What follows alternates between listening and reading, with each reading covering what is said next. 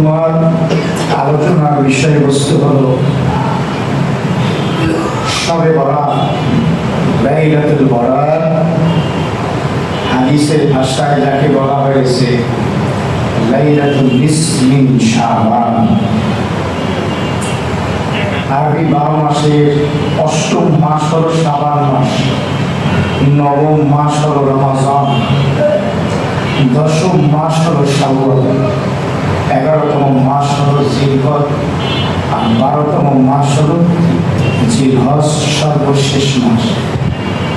এই সিরিয়ালের ক্রমিক নম্বর 8ম নম্বর মাস হলো বর্তমান এই শাবান মাস। অত্যন্ত বরকতপূর্ণ একটি মাস। এর অন্যতম কারণ হলো ইমাম বাইহাকি রহমাতুল্লাহ আলাইহি তার শুআবুল ঈমান কিতাবের মধ্যে হাদিস এনেছেন, রজব মাসের চাঁদ যখন দেখা যেত আল্লাহর হাবিব দোয়া করতেন, আল্লাহুম্মা বারিক লানা ফি রজব ওয়া শাবান ওয়া বাল্লিগনা রমাদান।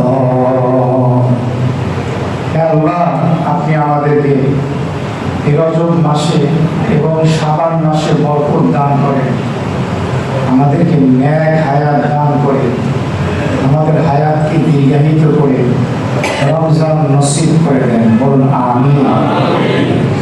তাহলে আল্লাহ নবী রমজানের পূর্বের যে দুইটি মাস, রজব মাস এবং এই চলমান শাবান মাসে বরকতের দোয়া করেছেন। তার অর্থ হলো শাবান মাস একটি বরকতপূর্ণ মাস।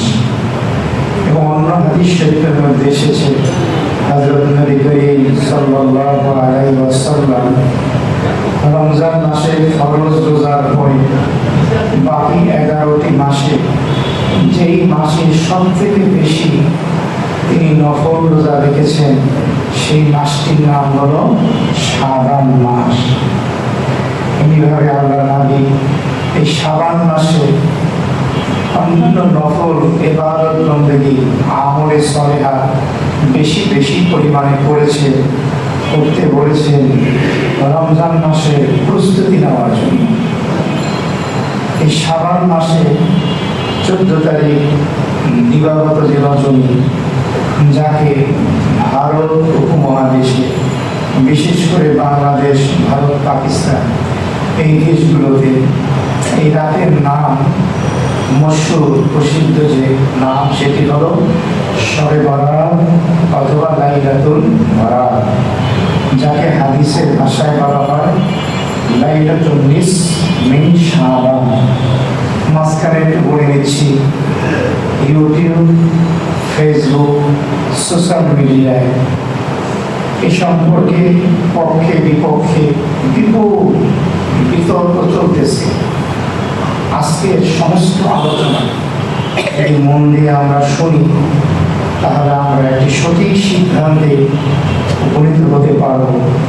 আল্লাহ তাআলা আমাদের সকলকে বোঝা তৌফিক দান করুন।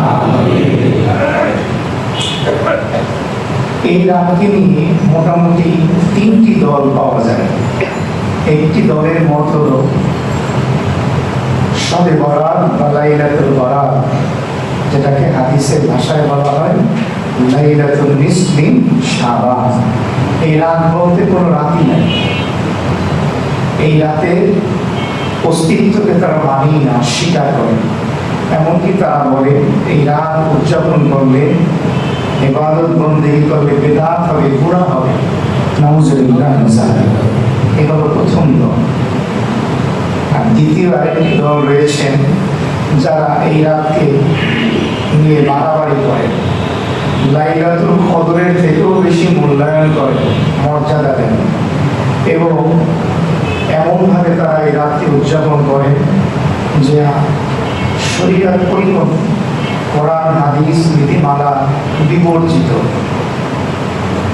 একটি দল হলো ছাড়াছাড়ি, একদম অস্বীকার করে, আরেকটি দল হলো বাড়াবাড়ি, প্রতিদ্বন্দ্বিত করে।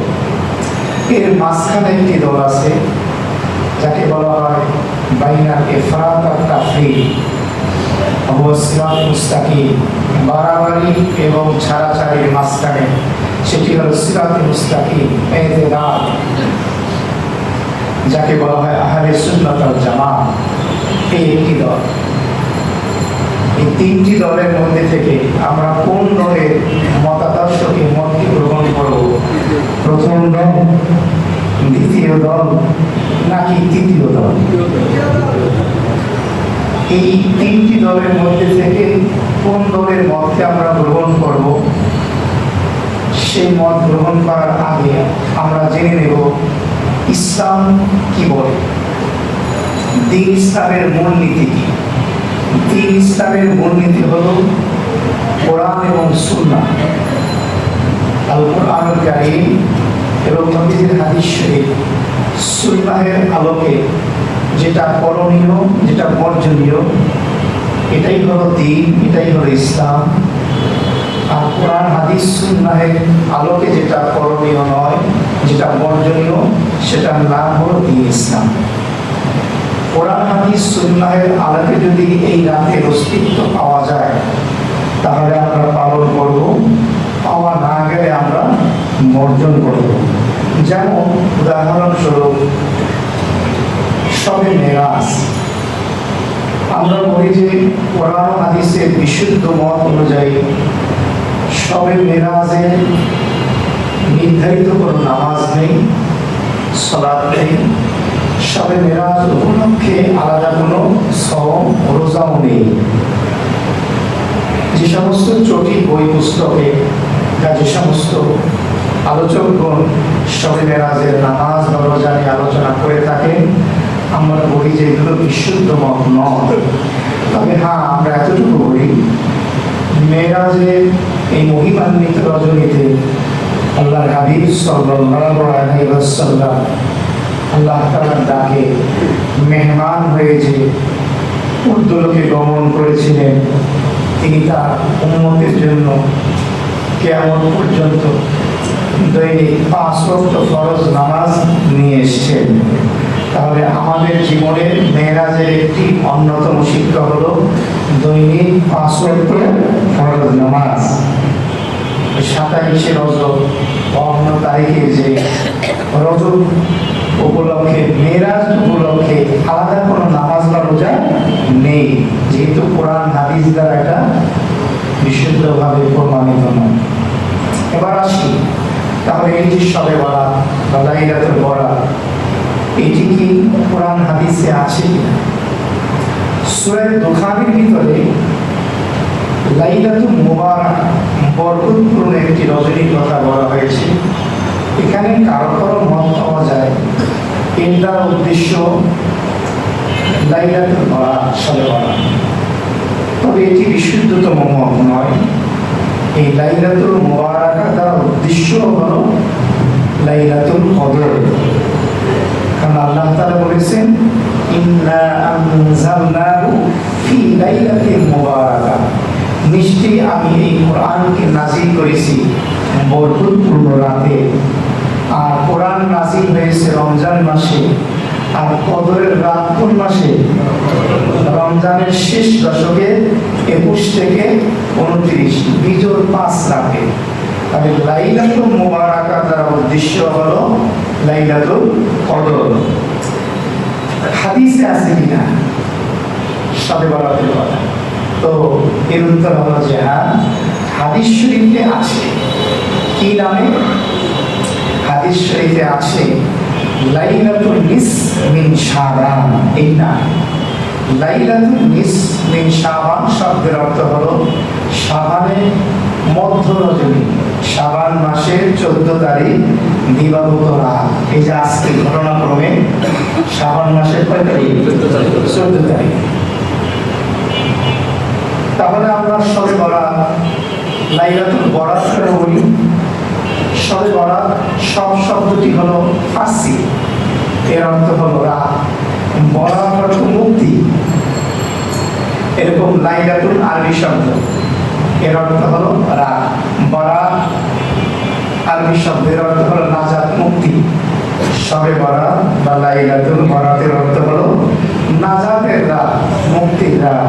ওলামায়ে কেরাম বলেন, বুজুর্গানে দ্বীন বলেন, 70-80 বছর 100 বছরের গুণাগার, সারা জিন্দিগির গুনাহ নিয়ে তাওবায়ে নাসুহার নিয়তে অনুতপ্ত হৃদয় নিয়ে এক ফোঁটা চোখের পানি যদি গাল বেয়ে ফেলতে পারে, আল্লাহ ওর সারা জিন্দিগির সমস্ত গুনাহ এই রাতে মাফ করে দেন। এই জন্য এই রাত ভারত উপমহাদেশে শবে বরাত বা লাইলাতুল বরাত নামে প্রসিদ্ধ। এক সময় ভারত উপমহাদেশে জাতীয় রাষ্ট্রীয় ভাষা ছিল ফার্সি ভাষা। এই জন্য আমরা লক্ষ্য করে দেখব অনেক বাংলা শব্দের মধ্যে ইংরেজি শব্দের ভিতরে এই ফার্সি শব্দের প্রচলন এখনো আছে। যেমন চিড়িয়াখানা, এটা কিন্তু বাংলা ইংরেজি শব্দ। চিড়িয়া এর অর্থ হলো পাখি, পশু পাখি, ফার্সি শব্দ। খানা অর্থ ঘর, পশু পাখির ঘর। যেমন আমরা বলি আবহাওয়া ইংরেজিতে, এই যে আবহাওয়া, ওয়েদার বলি ইংরেজিতে, বাংলায় বলি কি আবহাওয়া, এটা ফার্সি শব্দ।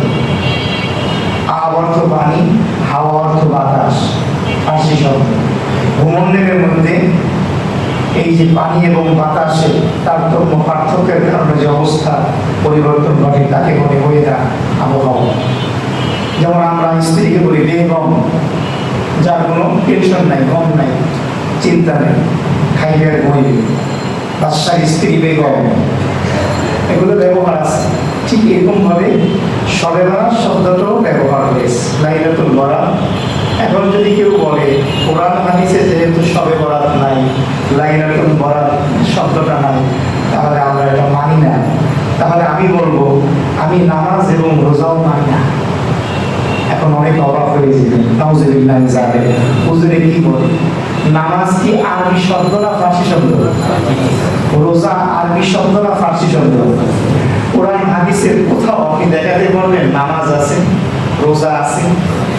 কোরআন হাদিসে আছে সালাত, সাওম, সিয়াম। ওটাকে আমরা কি বলি? নামাজ, রোজা। নামাজ অর্থই সালাত, রোজা অর্থই সাওম, কিন্তু শব্দের পার্থক্য। কথা বুঝতেছেন? শব্দের পার্থক্য, ভাষাগত পার্থক্য। ঠিক এমনিভাবে শবে বরাত বা লাইলাতুল বরাতের অর্থ হলো হাদিসের ভাষায় লাইলাতুল নিসফি শাবান। যারা এই রাতকে মানেনি না, তাদের ধর্মীয় একজন গুরু নাম, যার নাম হলো আল্লামা নাসিরউদ্দিন আলবানী রাহমাতুল্লাহ আলাইহি, তার কাছেও এই শবে বরাতের একটি বিশুদ্ধ হাদিস আছে। সেখানে বলা হয়েছে যখন শাবান মাসের 14 তারিখ দিবাগত রজনী আসে, লাইলাতুল নিসফি শাবান যখন আসে, আল্লাহ তাআলা দুনিয়ার নিকটবর্তী আসমানের তার রহমত মোতাবাজ্জু করেন বিশ্ববাসীর উপরে। ফায়াগফিরু লিজামিই খালকিহি, আল্লাহ তাআলা তার সকল সৃষ্টিজীবের গুনাহকে মাফ করে দেন। সুবহানাল্লাহ। ইল্লা বলে হ্যাঁ, লিমুশরিকিন আও লিমুশাহিন, দুই শ্রেণীর মানুষকে মাফ করেন না। এক শ্রেণী হলো যারা আজকে রাতেও শিরক লালন করবে, মুশরিক থাকবে। আর একটা হলো যারা আজকে রাতেও অন্তরে হিংসা রাখবে। এই দুই শ্রেণী ছাড়া সকল শ্রেণীর মানুষ যদি আল্লাহর কাছে ক্ষমা চায়, আল্লাহ আজকে রাতে মাফ করে দেবেন। সুবহানাল্লাহ। এটা বিশুদ্ধ হাদিস। হাদিসটি হাসান সনদে বর্ণিত। এবার অনেকে মনে প্রশ্ন আসবে, হুজুর আপনি বললেন কেন মানবো? ফেসবুক, ইউটিউব, সোশ্যাল মিডিয়ায় অনেক বড় বড় শায়েখ, অনেক বড় বড় আল্লামা তারা এর বিপক্ষে বলছেন। আপনার কথার গুরুত্ব কতটুকু তার কথা, আমার কথা আমি আপনাদেরকে মানতে বলছি না। বর্তমান বিশ্বে যদি 10 জন বড় আলেমে দ্বীন আপনি নাম শুনতে চান, জানতে চান তারা কারা, তাদের মধ্যে জীবিতদের মধ্যে এখনো একজন আছে যার নাম হলো পাকিস্তানের করাচির চিফ জাস্টিস আল্লামা তাকি উসমানী হাফিজাহুল্লাহ তাআলা। গোটা বিশ্বে যিনি সকলের কাছে মনোনীত, নির্বাচিত, পছন্দনীয় ব্যক্তি, এত বড় বিদগ্ধ আলেম।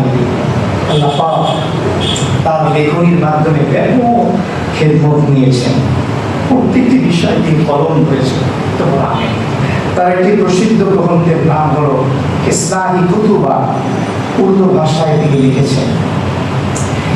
এর বাংলা অনুবাদ হয়েছে। এর চতুর্থ খণ্ডের ভিতরে তিনি এই লাইলাতুল নিসফে শাবান, শবে বরাত বা লাইলাতুল বরাতের আলোচনা করতে গিয়ে তিনি বলেছেন যে এই রাত সম্পর্কে আল্লাহর হাবিবের 10 জন সাহাবী হাদিস পাওয়া যায়। সুবহানাল্লাহ। তিনি বলেছেন ইসলামের সর্বশ্রেষ্ঠ যুগ হলো 3টা যুগ, খাইরুল কুরুন। একটা হলো সাহাবায়ে কেরামের যুগ, একটা হলো তাবিঈদের যুগ, আর একটা হলো তাবে তাবিঈনদের যুগ। খাইরুল কুরুন স্বর্ণালী যুগ কয়টা? এই 3 যুগে শবে বরাত প্রমাণিত আছে। আর বাংলাদেশের ভিতরে যদি বড় 10 জন আলেম দ্বীনের নাম শুনতে চান, তাদের মধ্যে একজন অন্যতম হলেন মিরপুর 1 নম্বর আকবর কমপ্লেক্সে মুফতি তেলাওয়াত সাহেব হাফিজাহুল্লাহ তাআলা, যিনি তার ইসমাইল খাস ছাত্র এবং তার বিশিষ্ট খলিফা সম্পাদক। তার আলোচনা আমার মোবাইলেও রয়েছে, কেউ চাইলে সেই আলোচনা শুনতে পারেন। এত বড় বিদগ্ধা আলেম। তিনি বলেছেন যে আমি আমার ছোট্ট এলেমের জ্ঞানের পরিধিতে ইসলামী গবেষণা করে আল্লাহর হাবিবের 15 জন সাহাবী থেকে এই লাইলাতুল নিসফে শাবান, লাইলাতুল বরাত বা শবে বরাতের অস্তিত্ব খুঁজে পেয়েছি। সুবহানাল্লাহ। এবং সাহাবায়ে কেরাম যা বলতেন তার আমলও করতেন। এবং তিনি বলেছেন আমি 22 জন তাবী থেকে এই লাইলাতুল বরাতের অস্তিত্ব পেয়েছি। এবং তিনি প্রথম শতাব্দী, দ্বিতীয় শতাব্দী থেকে একাধিক শতাব্দী বড় বড় আলেম দ্বীন যারা আছেন, লেখক যারা রয়েছেন, তাদের প্রসিদ্ধ গ্রন্থের ভিতরে এই লাইলাতুল নিসফে শাবান, শবে বরাত বা লাইলাতুল বরাতের অস্তিত্ব খুঁজে পেয়েছেন। তাহলে লাইলাতুল নিসফে শাবান, যাকে আমরা বলি শবে বরাত বা লাইলাতুল বরাত, এটার অস্তিত্ব আছে কিনা? যারা অস্বীকার করেন, মানেন না, যারা বলেন মানলে বিদআত হবে, গুনাহ হবে, তাদের কথাটা কি নির্ভুল না ভুল? এবার তৃতীয় যে একটা পক্ষ আছে, যারা এই রাতকে মানতে গিয়ে অতিরঞ্জিত বাড়াবাড়ি করেন, লাইলাতুল কদরের থেকেও গুরুত্ব দান, তাদেরকে কি মানা যাবে? কিভাবে মানতে হবে?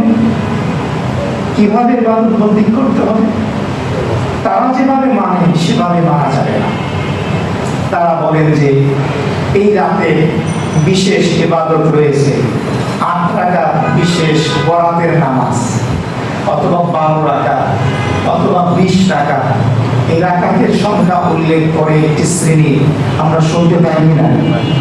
লাইলাতুল বরাতের নির্ধারিত কোনো 12 বা 20 রাকাত নামাজ নেই। 2 রাকাত থেকে শুরু করে আপনি যত রাকাত পড়তে পারেন, প্রতিদিন রাতে ইশার সালাতের পরে লাইলাতুল কিয়াম বা তাহাজ্জুদের নামাজ 2 রাকাত সর্বনিম্ন। এরপর বান্দা ইখতিয়ার, এনার্জি অনুযায়ী যতটুকু পারে সেই পালন যেভাবে করবে, এই রাতেও সে এই পরিমাণে করবে। তার মানে এই রাতের নামাজের কোনো নির্ধারিত সংখ্যা নেই। এমনিভাবে আরেকটি বিষয় শোনা যায় এই রাত সম্পর্কে। প্রথম রাকাতে সূরা ফাতিহার পরে একবার খুদ্র, 10 বার সূরা ইখলাস, পরের রাকাতে সূরা ফাতিহার পরে 7 বার সূরা ইখলাস।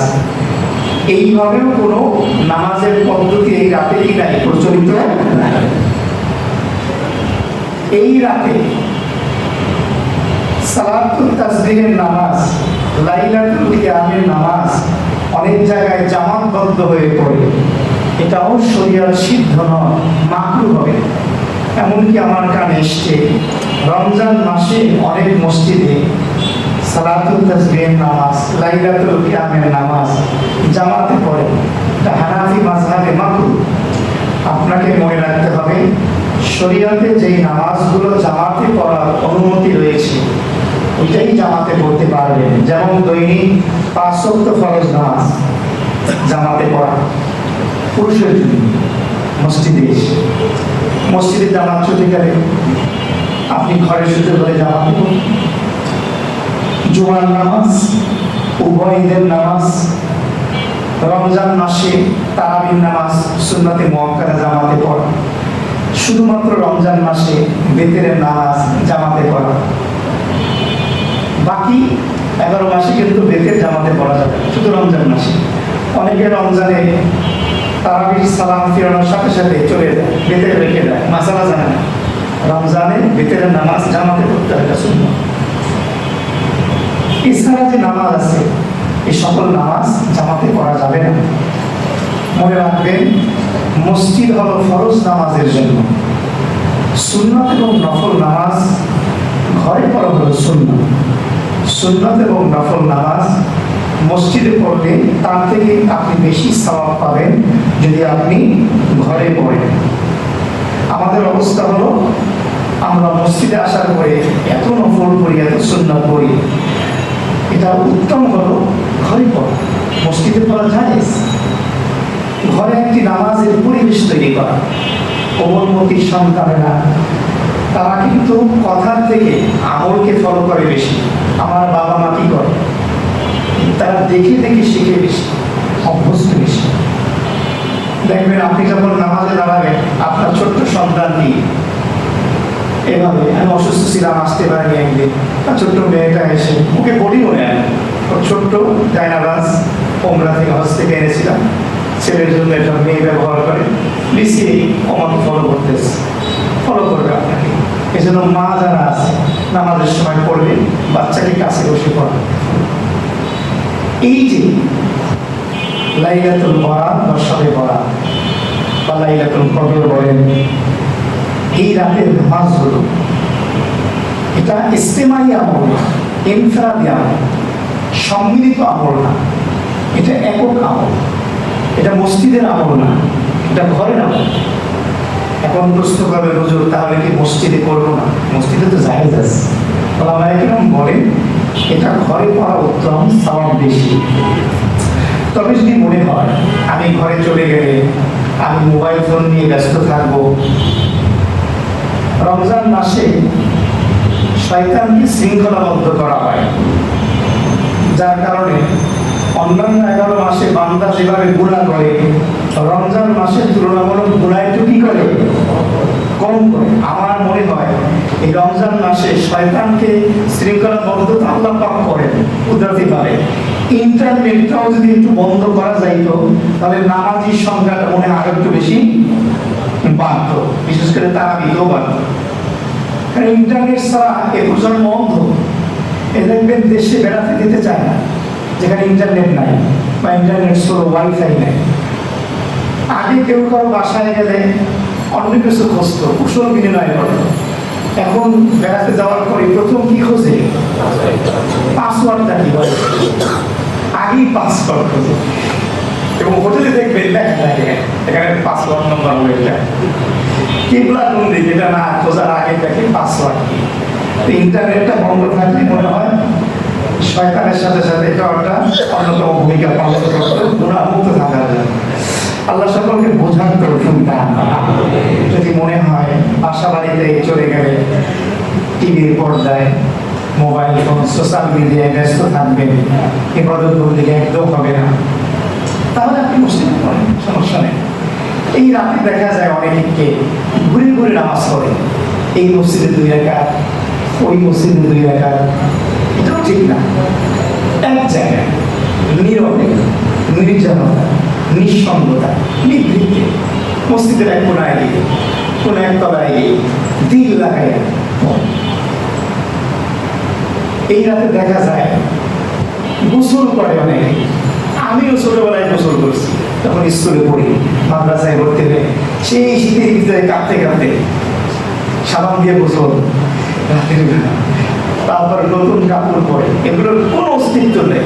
শবে বরাতের নামে যদি কেউ পালন করে গুনাহ হবে, এগুলো শবে বরাতের কোনো অংশই না। গোসল, অনেকে মনে করে গোসল করবে শরীর থেকে যে ক্ষয় ফোঁটা পানি পড়বে, ওই প্রত্যেক ফোঁটার বিনিময়ে গুনাহ মাফ হবে। নাউজুবিল্লাহ, এমন কথা কোনো জ্বালা কিছু এটা মানা যায় না। শবে বরাত উপলক্ষে অনেক মসজিদকে, অনেক মাদ্রাসাকে মাজার আলোকসজ্জিত করা হয়, বলেন হুজুর সমস্যা কি? ধর্মীয় উৎসব, বিশ্ববাসী দেখো, ধর্মীয় উৎসব পালন করতে হলে কোরআন হাদিসের নীতিমালা লাগে, রেফারেন্স লাগে, কিন্তু কোনো অস্তিত্ব নাই। কেন বলেন এটা করা যাবে না? অনেকের প্রশ্ন আসে, শবে বরাত সম্পর্কে যে বললেন বড় বড় ওলামায়ে কেরাম, 10 জন 15 জন সাহাবীর থেকে হাদিস আছে, যেমন বিশিষ্ট সাহাবী আবু বকর সিদ্দিক রাদিয়াল্লাহু তাআলা আনহু থেকে হাদিস, ওমর ফারুক রাদিয়াল্লাহু আনহু থেকে হাদিস আছে, আলী রাদিয়াল্লাহু আনহু থেকে হাদিস আছে, আয়েশা রাদিয়াল্লাহু আনহা থেকে হাদিস আছে, কিন্তু এই হাদিসগুলোর সনদ কিন্তু দুর্বল। সনদ বলা হয় এই হাদিসের যে মূল রেফারেন্স দুর্বল। তার উত্তরে ফুকাহায়ে কেরাম, মুহাদ্দিসিনে কেরামগণ বলেন, কোন হাদিসের সনদ যদি দুর্বল হয় আর সেই হাদিসটা যদি একাধিক বর্ণনা থাকে, একাধিক রাবীর থেকে, সাহাবীদের থেকে বর্ণিত থাকে, যেটাকে কাসরাতে তুরুক বলে, তাহলে সেই দুর্বলতা দূর হয়ে যায় এবং সেটা আকীদার জন্য নয়, সেটা আমলের জন্য গ্রহণযোগ্যতা লাভ করে এবং সেটাকে হাসান লিগাইরি বলে। এটা হাদিসের একটি পরিভাষা। সুতরাং এটার দ্বারা আমল সাবেত হয়, আমল করা যেতে পারে। এটা মুহাদ্দিসিনে কেরামের একটি হাদিসের পরিভাষা। এমনিভাবে এই রাত সম্পর্কে একটি হাদিস আছে, যদি বলা হয় হাদিসের সনদটি দুর্বল।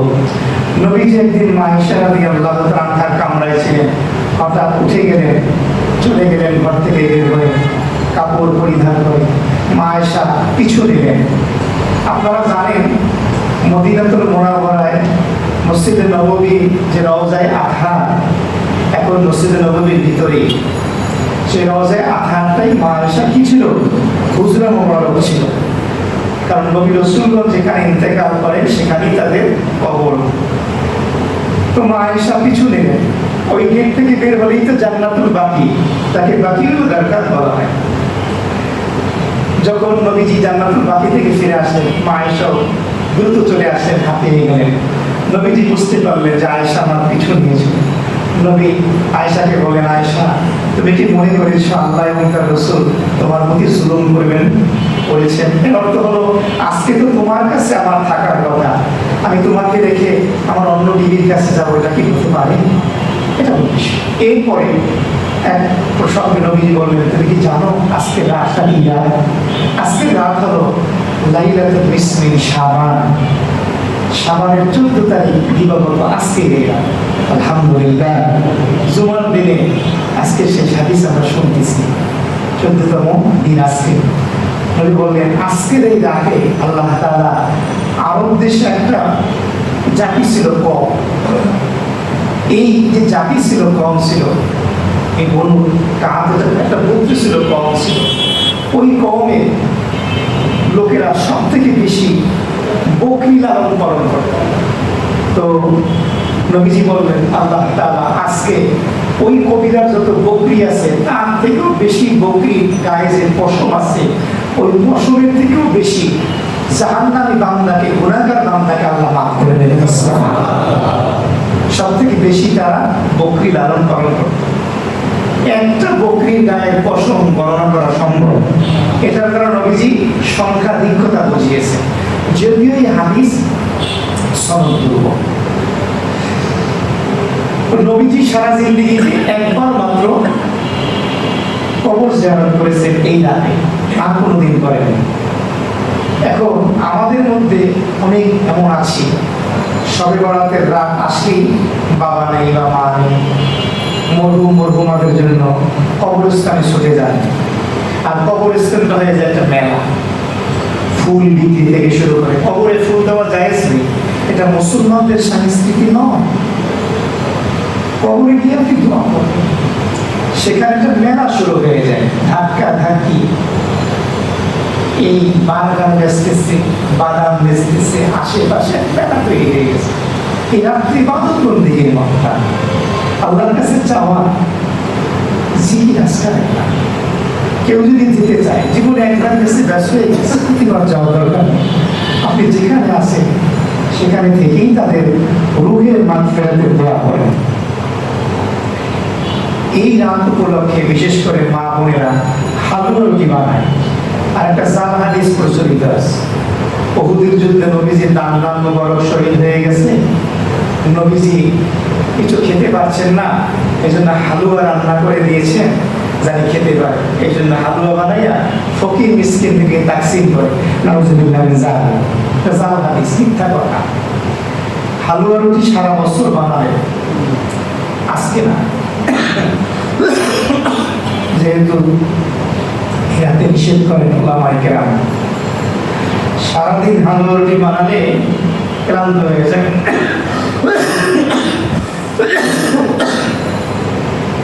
কিভাবে ইবাদত বন্দেগী করব? সম্ভব হলো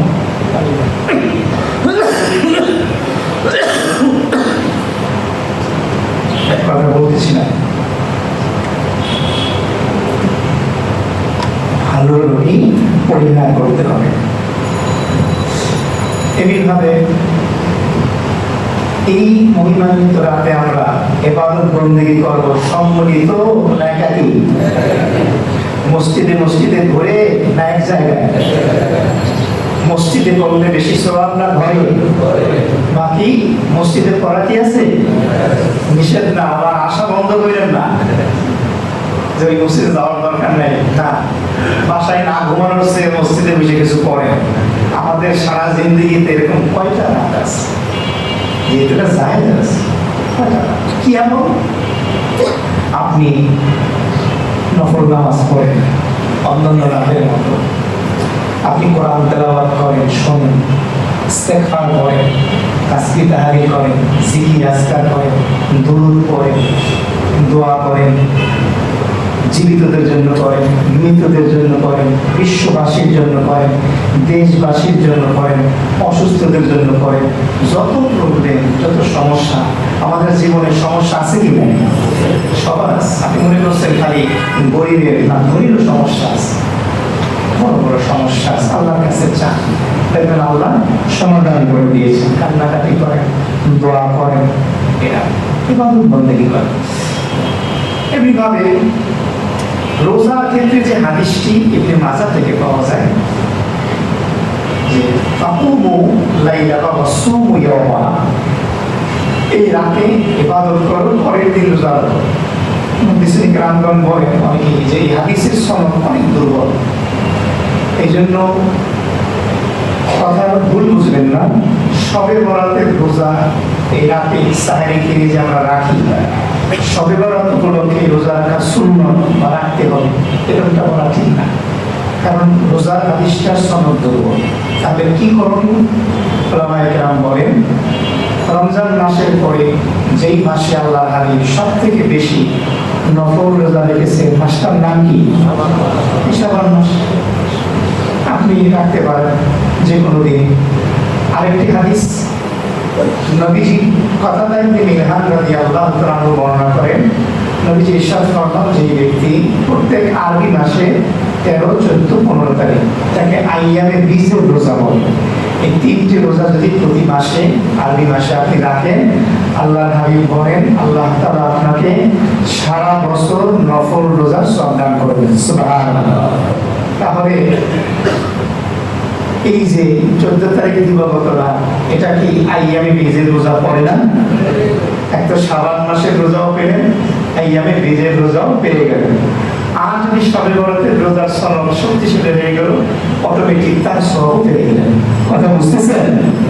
সুতরাং আপনি রোজা রাখতে পারেন, শাবান মাসের রোজা হিসেবে রাখেন, আপনি আইয়ামে বীজের রোজা হিসেবে রেখে দেন। যারা বলেন এই হাদিসের সনদ প্রচন্ড দুর্বল, এই হাদিসকে তারা মানতে চান, রেখে দেন, আমল করেন।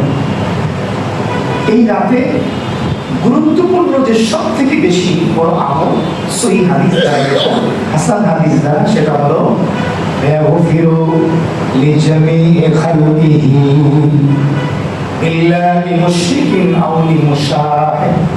দুই শ্রেণীর মানুষ ছাড়া আল্লাহ তাআলা এই রাতে সকল গুনাহগার যদি আল্লাহর কাছে ক্ষমা চায়, আল্লাহ তাদের জিন্দেগির সমস্ত গুনাহ মাফ করে দেবেন। সুবহানাল্লাহ। একটা হলো মুশরিক। এই জন্য এই রাতে আমাদের অন্যতম চেষ্টা থাকবে, প্রচেষ্টা অব্যাহত থাকবে শিরক মুক্ত ঈমান আকীদা, শিরিকের এলেমটা শিখা। আমরা অনেক কথা এবং কাজে শিরিক করে ফেলি, আল্লাহর জাতের সাথে, সত্তার সাথে, আল্লাহর সিফতের সাথে, গুণের সাথে, বুঝি হোক না বুঝি হোক, এতটুকু এলিমেন্ট দরকার।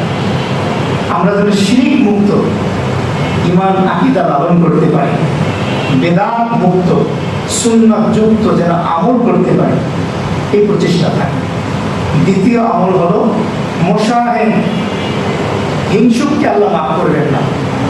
শত্রুতা বশত হোক, বিদ্বেষ, আমাদের অন্তরে অনেকের প্রতি অনেকের হিংসা বিদ্বেষ চলে আসে। এই রাতে আমাদের অন্তরটাকে আমরা হিংসা মুক্ত রাখবো, বলেন ইনশাআল্লাহ। আল্লাহর জন্য আমরা সকলকে মাফ করে দেব। রাজি আছি মুসলমান? আল্লাহ ইনশাআল্লাহ আমাদেরকে মাফ করে দেবেন। সহিহ হাদিসটা আরো কিছু বর্ণনা পাওয়া যায়, দুর্বল বর্ণনা, সেখানে আরো কয়েক শ্রেণীর কথা বলা হয়েছে। তবে এই যে দুই শ্রেণী, মুশরিক, হিংসুক, এরা যদি শিরিক থেকে, হিংসা থেকে তওবা করে, এদেরকে আল্লাহ কি করবেন? মাফ করে দেবেন। আরো কিছু আছে, যেমন কাতিল তারিক, ডাকাত, ডাকাতকে আল্লাহ মাফ করবেন। কাতিল রেহে, আত্মীয়তা সম্পর্কে চিহ্নকারী, মাফ করবেন না। মুদমিনুল খাবার, শরাব পানকারী, যারা বিভিন্ন নেশা করে, এই শরাব পানকারীকে আল্লাহ মাফ করবেন না। এইভাবে আছে যারা প্যান্ট, লুঙ্গি, সালোয়ার গোয়ালের নিচে ঝুলিয়ে পড়ে, এদেরকে আল্লাহ মাফ করবেন না। এইভাবে আছে আকুল ওয়ালে দেয়, বাবা মার অবাধ্য সন্তানকে আল্লাহ মাফ করবেন না, এই রাতেও মাফ করবেন না। হ্যাঁ, যদি তারা এই সমস্ত গুনাহ থেকে তওবা করে, তাহলে আল্লাহ তাদেরকেও মাফ করে দিবেন। তবে আল্লাহ তাআলা মাফ করবেন শুধু ওই গুনাহ যেগুলো হলো হুকুকুল্লাহ, আল্লাহর হক। নামাজ পড়েন না, রোজা রাখেন, আল্লাহর হক, সেটা মাফ করবেন। কিন্তু যেটা হুকুকুল ইবাদ, বান্দার হক, মানুষের হক নষ্ট করেছে, সম্পদ, জায়গা জমিন দখল করেছে, সুদের মাধ্যমে, ঘুষের মাধ্যমে, জায়গা জমিন দখল করার মাধ্যমে, মিথ্যা দলিল করার মাধ্যমে, লাঙল জ্বালার মাধ্যমে, চাঁদাবাজি করার মাধ্যমে, নাই আছে, এটা আল্লাহ মাফ করবেন না, তওবা করবেন। সম্মানহানি করেছে, মিথ্যা সাক্ষী দিয়েছে, এটা হলো হুকুকুল ইবাদ, বান্দার হক। এটার তওবা হলো যার হক মারছে আগে তার কাছ থেকে মাফ চাইবেন, এরপর আল্লাহর কাছে তওবা করবেন, তারপরে মাফ হবে। মুহতারাম হাজিরিন, তাহলে আজকে আমরা এই লাইলাতুল বিসমিন শাবান, শাবানের মধ্য রজনী, শবে বরাত বা লাইলাতুল বরাত যে নামে আমরা বলি, এটাকে আমরা অস্বীকারও করি না, তবে আমরা স্বীকার করি, কিন্তু শরীয়তের মাপকাঠি অনুযায়ী অতিরঞ্জিত বাড়াবাড়িও করি না। যেভাবে পালন করতে বলা হয়েছে সেভাবে করব। হালারতি, আলোকসজ্জা, অতিরঞ্জিত হওয়া, মাঝামাঝি থেকে আমরা এটাকে উদযাপন করব।